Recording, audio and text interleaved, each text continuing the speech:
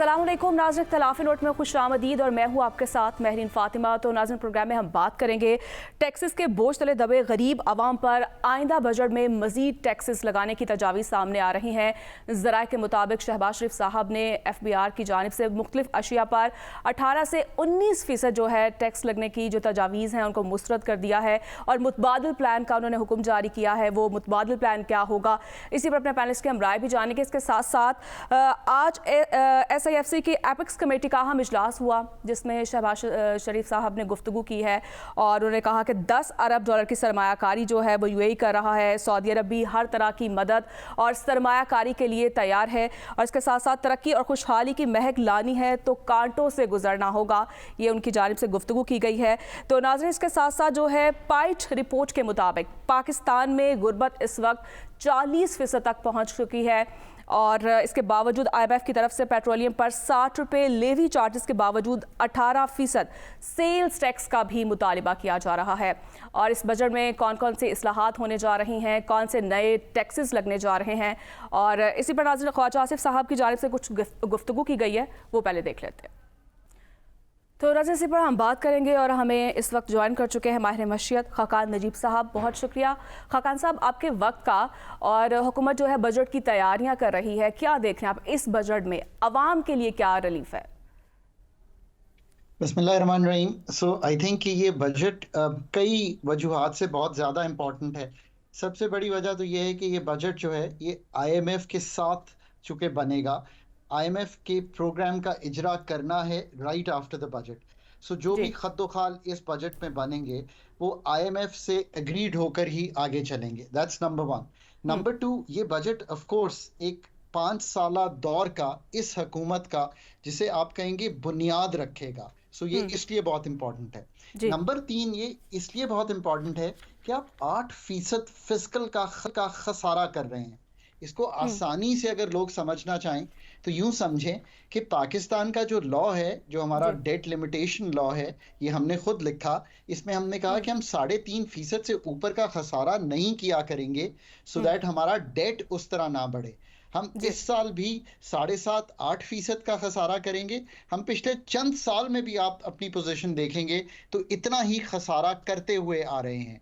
जब ये चीज़ें मैं आपके सामने रखूं, ये 3 ही चीज़ें, तो आपको अंदाज़ा हो जाएगा कि बजट बनाना, एक रिफॉर्म ओरिएंटेड बजट बनाना कितना ज़रूरी है पाकिस्तान के लिए, specially on the expenditure side, because expenditure इतने टूटे हुए हैं कि इस साल आप हैरान हो जाएंगी। पाकिस्तान ने 8,300 अरब के करीब इस साल डेट पेमेंट और मार्कअप में देने हैं, जो साल अभी चल रहा है फिस्कल ईयर 24। ये देने के लिए भी हमारे पास इतने पैसे फेडरल गवर्नमेंट के पास नहीं है कि हम 1,000-1,200 अरब बोरो करेंगे तो ये देंगे। Everything else ma'am is on borrowed money. PSDP borrowed, BISP borrowed, तनख्वाहें बोरोड, पाकिस्तान का जो भी सब्सिडी जाएगी ऑन बोरोड फंड्स। अब अगर ये 4 चीज़ें आप सामने रख लें, एक नई हुकूमत का इजरा, IMF के साथ एग्रीमेंट, एक बोरोड बजट जिसपे तकरीबन सब चीज़ें बोरोड है, हमारे पास इतने भी पैसे नहीं है कि हम दे सकें जो हमारे मार्कअप को मीट कर सकें। और चौथी चीज़, हकान साहब, इसके लिए हमने खसारे को कम करने के लिए जहां अपने रेवेन्यू को बढ़ाना है और हम रेवेन्यू बढ़ाने के लिए इकदाम करते नज़र भी आ रहे हैं, लेकिन वहीं हम देखते हैं कि हम अखराजात जो हैं वो अपने कंट्रोल में लाने के हवाले से दावे तो बहुत करते हैं। हर नई हुकूमत आकर इसके हवाले से कमेटियां बनाती है, लेकिन उसमें कोई खातिर ख्वाह, उसमें कोई पेशरफ्त नज़र नहीं आती। तो हमें अपने अखराजात कम करने के हवाले से बुनियादी तौर पे किन सेक्टर्स पे तवज्जो देनी है कि वहाँ हमने अपने अखराजात को कम करना है? So you couldn't have asked a better question. मैंने अभी एक पर्चा लिखा पाकिस्तान पे कि पाकिस्तान का बजट बियॉन्ड नंबर्स क्या होना चाहिए, और मैंने उसमें ये गुजारिश की कि हम हर दफ़ा जो बजट है उसमें सबसे ज़्यादा जो तवज्जो है वो इस चीज़ पे देते हैं कि पाकिस्तान के टैक्सेशन मेजर्स क्या होने चाहिए। और फिर गलत ये सोच लेते हैं कि शायद हमने कोई एक्सपेंडिचर्स को कट करना है। पहले तो आपकी वसातत से अगर मैं लोगों को ये बता सकूं, हमने एक्सपेंडिचर्स को काटना नहीं है, हमने एक्सपेंडिचर्स के बढ़ने की शरह को तोड़ना है। इसलिए we are not thinking about austerity. हम ऑस्टेरिटी की 5वीं कमेटी बना चुके हैं और कई दफा इस पे काम कर चुके हैं और उसका नतीजा अब तक बिल्कुल नहीं निकला। सो पहली तो बात यह है कि एक्सपेंडिचर के बढ़ने की शरह को काटने का मतलब यह है कि पेंशन का ऐसा रिफॉर्म करें कि आज से 8 साल पहले जब मैं टेबल पे मौजूद था तो मैंने 2015 में ये कहा कि ये 200 अरब के करीब पेंशन है, ये अगले 4-5 साल में 500 अरब हो जाएगी, अगले साल 950 अरब के करीब होने को जा रही है। सो आपने पेंशन को तो आप कम नहीं कर सकते, बट ये 200 से जो 900 का सफर है ये टूट जाता, इसकी बढ़ने की शरह टूट जाती अगर आप आज डिसाइड करते कि जो नए लोग आएंगे उनकी पेंशन जो है वो सरकार नहीं पे करेगी, बल्कि उनकी पेंशन जो है पे एज यू गो होगी और वो किसी फंड में पैसे रखेंगे। और जो इस वक्त भी लोग हैं उनकी भी इस्लाहात कर छोड़ते और ये कहते कि आपकी स्पाउस तक तो ठीक है बट बच्चों तक की पेंशन, डबल पेंशन, इन सब चीजों को हमें सोचना चाहिए था, पर हमने ऐसा नहीं किया तो पेंशन अगले साल भी 900 अरब को क्रॉस कर जाएगी। सो पेंशन का रिफॉर्म सबसे पहला रिफॉर्म है। पाकिस्तान की जनरल सब्सिडी रजीम, जिसमें हम फर्टिलाइजर पे सब्सिडी देने की बजाय फर्टिलाइजर को सस्ती गैस दे देते हैं, सो हम किसान तक नहीं पहुंचते। हम एक पावर सेक्टर को सब्सिडी दे देते हैं, हम उस वल्नरेबल सेगमेंट तक नहीं पहुंचते। सो ओवरऑल क्या जनरल सब्सिडी रजीम से निकाल कर हुकूमत हमें टारगेटेड सब्सिडी रजीम में ला सकती है? ये सबसे इंपॉर्टेंट सवाल होगा बजट का। क्या हम रनिंग ऑफ दी स्टेट, जिसमें 17 ऐसे सब्जेक्ट्स हैं जो प्रोविंसेस को जाने चाहिए, जिनका करंट और पीएसडीपी का जो टोटल हजम है वो 600 अरब है, क्या हम बदतदरीज इसको काटने का एक मैकेनिज्म सामने रख सकते हैं? क्या हम पाकिस्तान की डेट रीप्रोफाइलिंग, इसका मतलब ये है इस साल 8,300 अरब अगर देना है डेट की मद में, तो एक्सटर्नल डेट भी और इंटरनल डेट भी, जिसको डोमेस्टिक डेट कहते हैं, इसकी रीप्रोफाइलिंग बेहद जरूरी है।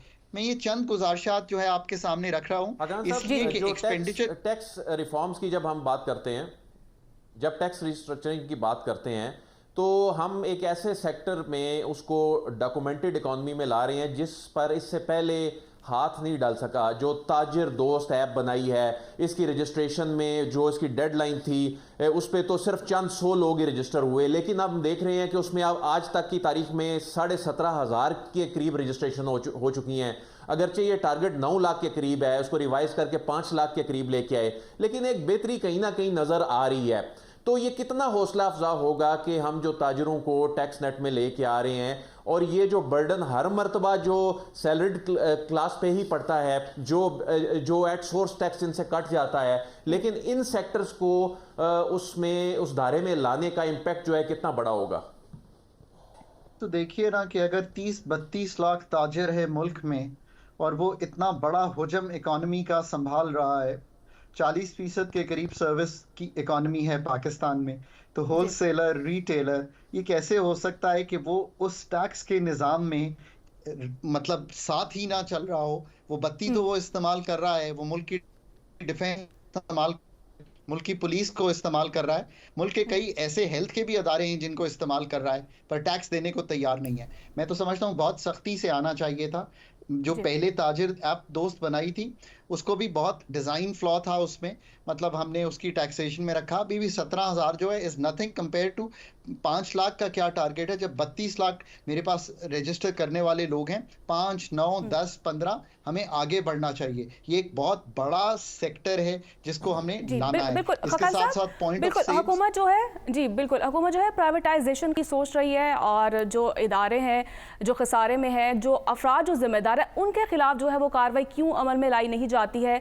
और क्या प्राइवेटाइजेशन जो है वो ही मसले का हल है? आपको पता है मुल्क में पहले ही जो है जॉब अपॉर्चुनिटीज नहीं है, इससे बेरोजगारी जो है मजीद नहीं बढ़ेगी? मैडम, ये आपने जो है ना, जैसे कहते हैं, ईदी गुफ्तगू सामने रखी है कि आखिर पाकिस्तान में ग्रोथ जो है, क्योंकि जब तक ग्रोथ नहीं होगी और जॉब अपॉर्चुनिटीज नहीं होंगी तो हम ये मुल्क के लोगों को कितना बेस्ट देकर चला लेंगे। और बेस्ट जो है उसको जब इजरा किया था, मैं टेबल पे मौजूद था, हमारी जी ये सोच नहीं थी कि ये पावर्टी कम कर देगा। हमारी सिर्फ सोच ये थी कि पाकिस्तान के वो लोग जो वल्नरेबल हो जाते हैं, जो नौकरी चली गई, बीमारी आ गई घर में, आंगहानी आफत आ गई, अब ये तीनों चीजें हुई हैं मुल्क में, फ्लड्स आ गए, तो हम उनकी मदद को पहुंच सकें। अब तो हम 10 जी मिलियन फैमिलीज को बिस्प में रजिस्टर कर चुके हैं। अब आप एक चीज समझ लें कि हमने एक चीज सीख ली है कि दुनिया की जो ग्रोथ है, यानी कि शराय नमू या इकोनॉमी का बढ़ना है, वो प्राइवेट सेक्टर लेड है। और उसकी एम्बियंस, यानी कि उसका जो एटमॉस्फेयर क्रिएट करती है, वो पाकिस्तान की हुकूमत, पाकिस्तान की स्टेट बैंक, पाकिस्तान के रेगुलेटरी अदारे करते हैं। सो अगर जी private sector led growth, well regulated by all the other functionaries of the government जो सामने रखे हैं, तो पाकिस्तान के पास आज ये कैसे हो सकता है कि अभी भी 83 के करीब कमर्शियल अदारे हैं। एविएशन में भी फुटप्रिंट गवर्नमेंट ऑफ पाकिस्तान का है, रेलवे भी गवर्नमेंट ऑफ पाकिस्तान चला रही है, सारी स्टेट मोनोपलीज हैं इस वक्त भी एनर्जी में, सारी स्टेट मोनोपलीज हैं सुई गैस में। पाकिस्तान की इंडस्ट्रियल स्टेट भी गवर्नमेंट डेवलप करती है, ट्रेड एंड मैन्युफैक्चरिंग टीसीपी से लेके पास्को की स्टोरेज तक गवर्नमेंट है। इसी तरह मिसलेनियस बैंक्स भी पाकिस्तान की गवर्नमेंट के पास पड़े हुए हैं। अब नौकरियों की बात कर लेते हैं। आप जी मुझे खुद बताइए, हमने 2 सेक्टर्स को डीरेगुलेट और प्राइवेटाइज कर दिया। आज सिर्फ पीटीवी होता तो क्या आप सबके पास नौकरी होती दुनिया टीवी में, या जो बाकी इतने चैनल्स हैं? क्या टेलीकॉम सेक्टर को अगर डीरेगुलेट और प्राइवेटाइज ना करते तो क्या ऐसा होता कि जोंग भी आता, टेलीनॉर भी आता, मोबाइल लिंक भी आता, पीटीसीएल को के साथ जोंग भी आके हमें कंपटीशन देता? ना होता कतई तौर पे। और मैम, आखिरी बात इस पे ये कहूँगा कि खुद सोचिए ना, मैंने और आपने कभी बहस नहीं की होगी कि मेरा मोबाइल का बिल बहुत ज़्यादा आया है, पर आपका आमो ख़ास पाकिस्तान में ये बहस करता है कि मेरी सर्विस डिलीवरी एनर्जी की अच्छी नहीं है, मेरी कीमतें बहुत ज़्यादा हैं, मैं एनर्जी एफिशिएंसी से बहुत तंग हूँ और मैं ये बिल देने के काबिल नहीं हूँ। और इसकी वजह क्या है कि एक सेक्टर पावर का है, गैस का है, पेट्रोलियम का है, सरकार के स्टेट रन मोनोपलीज में है, और एक टेलीकॉम का सेक्टर है, प्राइवेटाइज्ड है। आखिरी गुफ्तगू इस पे ये भी है, इंडिया ने अभी अपनी एक एयरलाइन, इंडियन एयरलाइन को बेचा। उसके बाद 425 जहाज़ों का ऑर्डर फ्रांस और अमेरिका, एयरबस और बोइंग को गया है इंडिया की तरफ से, जब टाटा ग्रुप ने उसको प्राइवेटाइज किया। आपका ख्याल है कि नौकरियां बढ़ेंगी कि कम होंगी? आखिरी बात, पीआईए को अगर प्राइवेटाइज नहीं करेंगे तो बंद हो जाएगी। हकान नजीब साहब, ये फरमाइए कि जिसका एक तो आपने पहलू रख दिया, जो एक अहम पहलू ये है जिसका आगाज़ में महरीन ने भी बात की थी कि 18% सेल्स टैक्स लगाने का मामला चल रहा है, और दूसरी तरफ जो है वो अगर देखा जाए तो तनख्वाहदार तबका और कारोबारी अफराद पर भी टैक्स लगाने का मामला चल रहा है। तो जो तबका जिसकी हमेशा से निशानदेही करते रहे हैं, आप भी उस पर आवाज़ उठाते रहे हैं, जो तबका टैक्स नहीं देता उस पर तो ना IMF अगर कहता है तो हुकूमत की तरजीहात में शामिल नहीं होती, तो आखिरकार वही तनख्वाहदार तबका बच जाता है, तो फिर हालात तो बुरे होंगे। आप क्या समझ रहे हैं कि मज़ीद उस पर टैक्स लगेगा? और इतलात ये है कि पेंशनर को भी शायद 50,000 से ऊपर को टैक्स लगाने की तजावीज़ ज़ेर गौर है। सो गुजारिश इस तरह से है कि मैं बहुत अरसे से इसके साथ साथ एक गुफ्तगू कर रहा हूँ कि IMF के आने से पहले बहुत अच्छी तैयारी, कम अज़ कम टैक्सेशन पे और एनर्जी सेक्टर पे, इन 2 एरियाज़ पे कर लें। एक्सपेंडिचर पे नहीं भी करेंगे तो गुजारा हो जाएगा, और अपने अल्टरनेटिव्स जो हैं वो बना के साथ रख लें। अब IMF ने तो बहुत तैयारी की हुई थी, अब आप कहेंगे ये क्या बात हुई? 2021 में IMF ने पाकिस्तान पे एक टैक्स असेसमेंट प्रोग्राम रन किया TEDAT के नाम से, और अभी एक TA हुआ, और उसमें ये जो चीज़ें अभी आपने सामने रखी हैं ना, मैंने उस रिपोर्ट को एक बिल्कुल ही बहुत डीप तरह पढ़ा है, जिसमें ये सारी गुफ्तगू हो रही है कि पाकिस्तान में सेल्स टैक्स का जो निज़ाम है उसको मुसावी करके 18% कर दिया जाए। तो अगर पाकिस्तान ये नहीं चाहता कि ऐसा हो, तो पाकिस्तान को ये गुफ्तगू करनी चाहिए थी IMF से, और मैं उम्मीद करता हूँ कि अल्टरनेटिव सामने रखने चाहिए थे। पाकिस्तान को ये सामने रखना चाहिए था कि कैसे कैपिटल गेन्स टैक्स वो लगाना चाहता है, कैसे वो ये चाहता है कि जो टबैको और सीमेंट और टेलीकम्युनिकेशन की सर्विसेज हैं, जो रेंज ऑफ सर्विसेज हैं, इसी तरह फ्यूल है, इस पे हम नहीं चाहते कि एकदम 18% टैक्सेशन लगाकर, जो इस वक्त सिफर है फ्यूल्स पर, ऑलरेडी हाई इन्फ्लेशन में पाकिस्तान फंसा हुआ है, इसका आपके पास अल्टरनेटिव क्या है। अब ई सिगरेट्स की भी बात उन्होंने आपसे की है, तो अगर मैं वो होस्ट ऑफ थिंग्स में जाऊं, उन्होंने ये भी कहा है आपको कि जो टैक्स एग्जेम्पशंस हैं और जो टैक्स अवॉइडेंस है उसको उड़ाइए, उसको ज़रूर उड़ाइए। तो आप उनसे गुफ्तगू करते और वो एरिया सामने रखते जिसमें आप समझते हैं होलसेल है, रिटेल है, एग्रीकल्चर इनकम टैक्स है, जहाँ पे टैक्स गैप्स ऐसे हैं जो आप उड़ाना चाहते हैं, जो कि उन तबकात पर हैं जो तबकात इस वक्त टैक्स देना चाहिए उन्हें और कम दे रहे हैं, यानी कि there is a tax cap.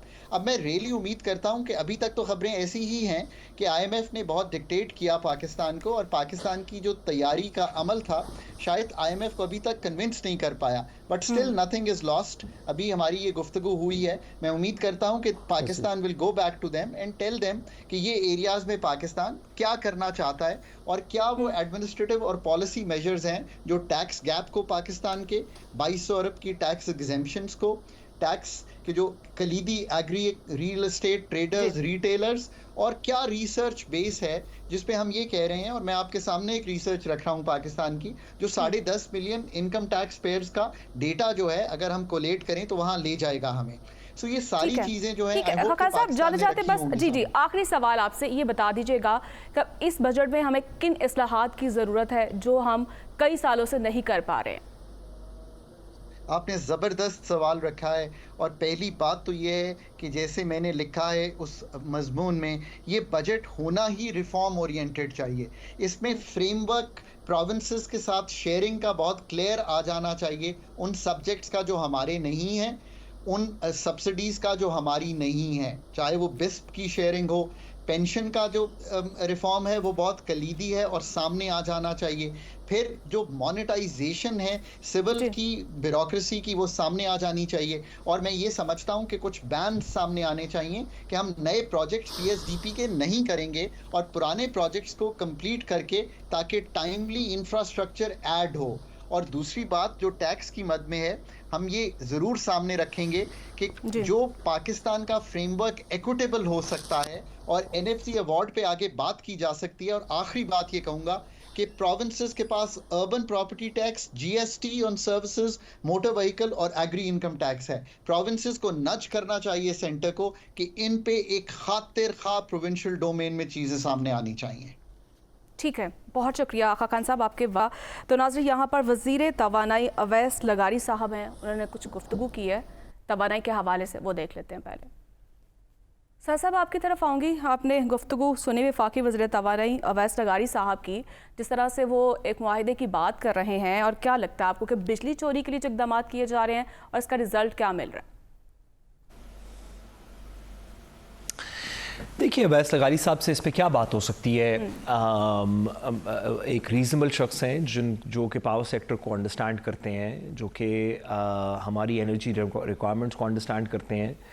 फिर ये कहना कि हम नेट मीटरिंग की पॉलिसी नहीं ला रहे और असल में तो हम सोलर को या ऑल्टरनेट एनर्जी को इनकरेज करना चाहते हैं, और उसके बाद इस तरह की बातें जिस तरह की पिछले कुछ अरसे के अंदर हमने इस मुल्क में सुनी, ये आपस में कोरिलेट नहीं करती। ऐसे लगता है, अगर तो वाकई अवैस लगारी साहब का ये ख्याल है, तो ऐसे लगता है कि वो अपनी मिनिस्ट्री को तो शायद किसी तरीके से चला रहे हों, लेकिन जो नेट मीटरिंग की पॉलिसी है उसका फ़ैसला कहीं प्राइम मिनिस्टर साहब ने अलहदा ना कर लिया हो, कहीं फाइनेंस या IMF या दीगर किसी प्रेशर के अंदर ना किया गया हो। पाकिस्तान को 2-3 चीज़ों को पावर सेक्टर के अंदर ठीक करने की ज़रूरत है, जो कि अब तकरीबन ज़ुबान ज़दे आम है।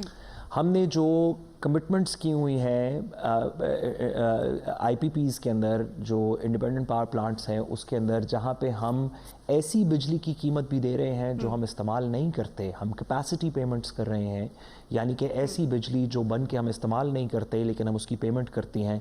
एक तो हमें उस कलीदी मसले को किसी तरीके ठीक करना चाहिए। दूसरा, आपने बिल्कुल दुरुस्त कहा कि वो लोग जो बिजली चोरी कर रहे हैं या जिनके मीटर्स लगे हुए हैं उन्होंने उनको हैक किया हुआ है या किसी वजह से बिल नहीं पे करते, जो भी बिजली का इसके अंदर से नेट सब्ट्रैक्शन हो रही है उसको ठीक करना चाहिए। ये किसी एक सूबे का मसला नहीं है, ये सारे पाकिस्तान का मसला है। हमें ये मसला केपी में भी ठीक करना चाहिए, पंजाब में भी ठीक करना चाहिए, सिंध में भी ठीक करना चाहिए, बलूचिस्तान में भी ठीक करना चाहिए, वफाक में भी ठीक करना चाहिए। और तीसरी और सबसे ज़रूरी बात शायद इसके अंदर ये है कि बिजली के बिलों को किसी टैक्स कलेक्शन का मैकेनिज़्म नहीं समझना चाहिए। हम इस वक्त मजबूरी में, क्योंकि तमाम लोगों की मजबूरी है कि वो बिजली का बिल देते हैं, तो उसी के ज़ुमरे के अंदर हम कुछ ऐसी कलेक्शंस कर लेना चाहते हैं जो कि अगर वैसे बिजली के ज़ुमरे में नहीं आती। हमें टैक्स का नेट वैसे इम्प्रूव करना चाहिए, लेकिन ये कहना कि हम ऑल्टरनेट एनर्जी के लोगों को डिस्करेज करके किसी तरीके से उनसे पेमेंट कलेक्ट करेंगे क्योंकि वो नेशनल ग्रिड इस्तेमाल नहीं कर रहे उस तरह, मेरा ख्याल है ये गैर मुनासिब है। ये 21वीं सदी की जो क्लीन एनर्जी पॉलिसीज़ दुनिया अडॉप्ट कर रही है उसके मुतरादिफ है, और बड़ा अच्छा हो अगर लगारी साहब इसके ऊपर कोई मुफस्सल गुफ्तगू करें, बजाय कि सिर्फ ये कह दें कि अगर नेट मीटरिंग करनी होगी तो सोच के करेंगे। जी ठीक है, तो नाज़रीन यहाँ पे मुझे एक ब्रेक शामिल करनी है, वापस आएंगे थोड़ी सी ब्रेक के बाद। Stay with us.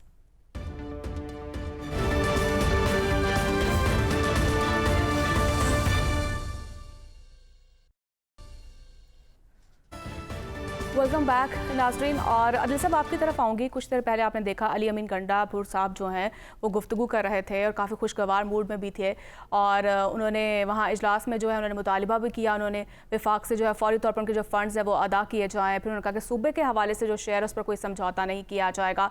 फिर उन्होंने फाटा और ज़म इस्लाह के हवाले से भी उन्होंने गुफ्तगू की कि टैक्स ना लगाया जाए। कैसे देखते हैं आप?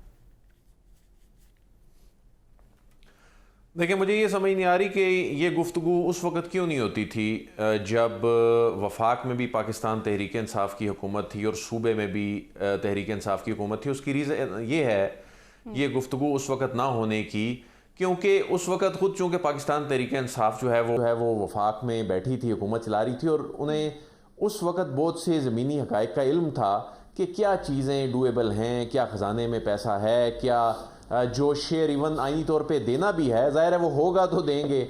और इस वक्त जो मुआशी सूरत हाल, यानी उस वक़्त के बकाया जात जो थे उस वक़्त शोर क्यों नहीं मचता था? उस वक़्त मचना चाहिए था, बिल्कुल मचना चाहिए था। लेकिन हम हमेशा से ये कहते आए हैं कि जो कौमी इशूज़ हैं, जो अवामी इशूज़ हैं, जहाँ अवाम की फलाह बहबूद की बात होती है, वहाँ पर सियासी बात करने की बजाय हक़ाइक़ पर मबनी बात करनी चाहिए। मिसाल के तौर पे बिजली के मामले पे बात करते हुए उन्होंने बड़ा दिलचस्प जुमला कहा कि वो जिसको ये चोरी कहते हैं उसको वो मजबूरी कहते हैं।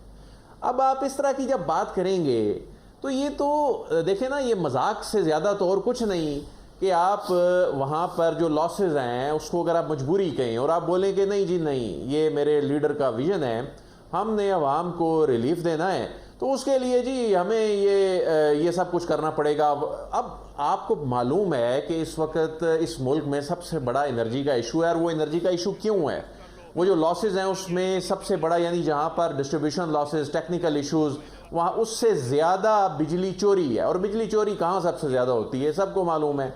और उस मामले पे आप झूठ बोलें, उस मामले पे आप हक़ाइक़ पे पर्दा डालें, और उस मामले पे आप गलत बयानी से काम लें, ना तो आप अवाम को रिलीफ दे सकेंगे, ना आप मुल्क की खिदमत कर रहे होंगे। दूसरी बात, वो ये कहते हैं कि जी टैक्स लगाने की ज़रूरत नहीं है। बहुत अच्छी बात है, बिल्कुल अवाम पे टैक्स का जो बोझ है वो कम होना चाहिए ताकि उनको रिलीफ दिया जा सके। लेकिन उसके लिए आपके पास क्या दूसरे आमदन बढ़ाने के आपके पास ज़राए हैं, आप वो भी बताएं। आप ये कह रहे हैं वहाँ खड़े हो के मेरे पास SIFC से ज़्यादा बड़ा विजन है, मैं ज़्यादा बेहतर अंदाज में काम कर सकता हूँ, तो ये बातें तमाशे से ज़्यादा, मजाक से ज़्यादा कुछ नहीं है।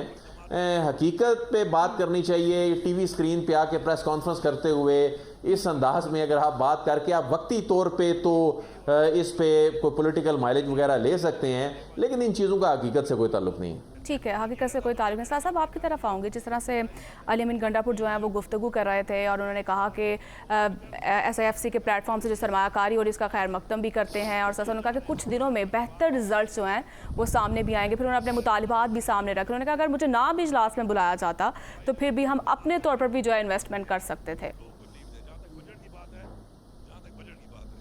देखिए, अली अमीन गंडापुर साहब के बारे में हम बात इसलिए कर रहे हैं क्योंकि वो चीफ मिनिस्टर KP के हैं, और अताउल्लाह तारड़ साहब की बात हम इसलिए सिर्फ मजबूरी में सुन रहे हैं क्योंकि वो किसी से इस मुल्क के इंफॉर्मेशन मिनिस्टर हैं, वरना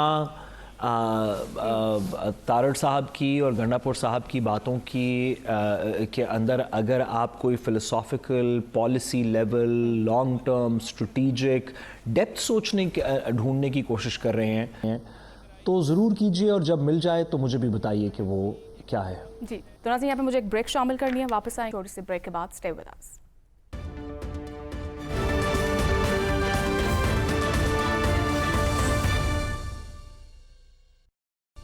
साहब आपकी तरफ आऊंगी, जिस तरह साहब कह रहे हैं, क्या देख रहे हैं आप ये तसलसल जो जारी रहेगा दोनों तरफ से? जिस तरह से ताड़ा भी बड़े खुशगवार माहौल में बात कर रहे थे और अली अमीन गंडापुर साहब भी यही बातें कर रहे थे। देखिए, एक अच्छा इकदाम है जिसकी मैंने कल के प्रोग्राम में ये बात कही थी कि मामला तकरीबन मुनासिब है और अली अमीन गंडापुर साहब जो हैं वो दोनों तरफ मिलकर हुकूमती पॉइंट ऑफ व्यू को लेकर चलना चाहते हैं और अवाम के लिए उनके जेर में कह के खाका रखा जाए, क्योंकि माजी में वो ये समझते हैं कि तहरीक इंसाफ की हुकूमत खैबर पख्तूनख्वा में अच्छे काम किए। वो चाहते हैं अगर ये तसलसल रहेगा तो मैं समझता हूँ कि जमहूरी तर्ज अमल दोनों तरफ से एक अच्छा जो है वो अवाम के लिए भी उसके असरात मुरतब होंगे। जो world bank, Asian development bank और दीगर जो सरमायाकारी आनी है उस पर भी एक अच्छा तासुर बनेगा। और फिर खास तौर पे एक SIFC के जो आज प्लेटफॉर्म पे जो डिस्कशन हुई है, जिस तरीके से अली अमीन गंडापुर ने वहां पे जाके एक तरीके से अपना सूबे का मामला सामने रखे, एक अच्छा जो है वो एक तासुर आया है कि वो वाकई अवाम के लिए काम करना चाहते हैं। आप देखते हैं कि हुकूमत उनके साथ किस हद तक फेडरल हुकूमत लेकर चलती है। और जिस तरह अताउल्लाह तारड़ साहब भी एक बयान दे रहे थे कि उनका पॉइंट ऑफ व्यू आया एक मुनासिब तरीकेकार है, तो मैं समझता हूं कि इसी तरह अगर आगे तसलसल रहेगा तो एक मुनासिब होगा, अवाम के मसाइल हल होंगे। देखें, आपस की लड़ाई से अवाम पिसती है, आपसी मामला से, इख्तिलाफात से जहां पर अवाम को नुकसान होता है, वहां पे मुईशत पर नुकसान होता है, वहां पे आलमी दबाव हम पर बढ़ता है, सरमायाकारी हमसे गायब होती है, गैर मुल्की सरमायाकार हम पर इत्मीनान नहीं करते। एक अच्छा हुआ कि आज तमाम चीफ सेक्रेटरी, चीफ मिनिस्टर साहिबान इस प्लेटफॉर्म पर इकट्ठे हुए, कोई नहीं आया, कोई आया, जो बातें चल रही थी वो मामला सियासत खत्म हुई। आगे भी इस प्लेटफॉर्म पे अगर ऐसे ही तसलसल रहा तो मैं समझता हूं कि हमारे मुआशी हालात भी बेहतर होंगे, सियासी मामलात भी आज नहीं तो कल बेहतर होने हैं और मामलात मुस्बत अंदाज में चलते दिखाई देंगे। ठीक है, चले हम उम्मीद करते हैं कि आइंदा भी हमें इस तरह के खुशगवार जो माहौल देखने को मिले और आवाम के लिए आसानियां पैदा हो। तो नाज़रीन, इसके साथ ही प्रोग्राम का जो वक्त है वो भी खत्म हो चुका है। मुझे इजाज़त दीजिए, अल्लाह के पास।